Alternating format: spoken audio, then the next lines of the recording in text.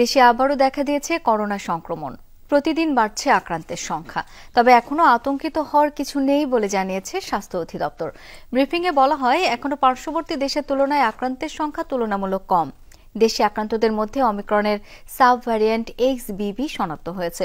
DNCC Covid হাসপাতালে মোট 7 জন রোগী চিকিৎসাধীন আছে। আতঙ্কিত না হয়ে সতর্ক থাকার পরামর্শ চিকিৎসকদের। স্বাস্থ্য অধিদপ্তর জানায়, গত 24 ঘন্টায় 10 জনের শরীরে করোনা শনাক্ত হয়েছে।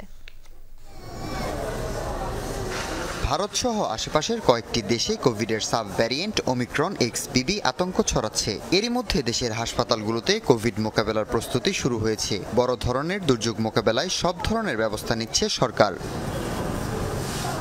দুপুরে এ বিষয়ে জরুরি সংবাদ সম্মেলন করেন স্বাস্থ্য অধিদপ্তরের মহাপরিচালক অধ্যাপক আবু জাফর। সেখানে তিনি কোভিড সংক্রমণ প্রতিরোধ ও প্রতিকারে রোগীদের করণীয় নিয়ে কথা বলেন।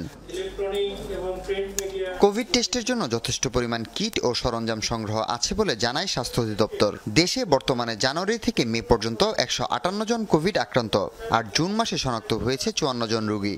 অন্যান্য যে আশেপাশের দেশ আছে সে তুলনায় কম, কিন্তু আমরা তো অ্যাকচুয়ালি জানি না কাদের মধ্যে কি। জনগণের সচেতনতা বাড়লে বা জনগণ যদি সর্দি কাশি কোনো রোগ মনে করে, তাহলে আমাদের প্রচারের জন্য তাহলে তো পরীক্ষার হার বেড়ে যাবে।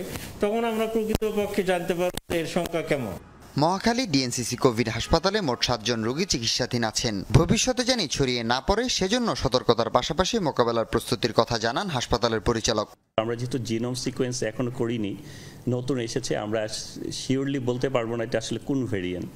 তবে আমার মনে হয় পাবলিককে এখনো আতঙ্কিত হওয়ার মতো কিছু ঘটেনি। এখন পর্যন্ত আমাদের মনে হচ্ছে যে এই ভেরিয়েন্টটা হয়তো অতটা লিথাল বা ফেটাল না, কিন্তু ভবিষ্যতে যে হবে না উই ক্যানট টেল দ্যাট। কারণ আপনারা জানেন যে কোনো ভাইরাসে কিন্তু তাদের জিনোম চেঞ্জ করতে পারে, এরা কন্টিনিউয়াসলি দে চেঞ্জেস দেয়ার ভেরিয়েন্ট। আতঙ্কিত না হয়ে করোনা মোকাবেলায় মাস্ক ব্যবহার সহ সবাইকে স্বাস্থ্যবিধি মেনে চলার পরামর্শ দিয়েছেন স্বাস্থ্য অধিদপ্তরের মহাপরিচালক। করোনার পর্যায়ে কিন্তু অত ভয়াবহ নয়, কিন্তু আমাদের দায়িত্ব সবাইকে সচেতন করা।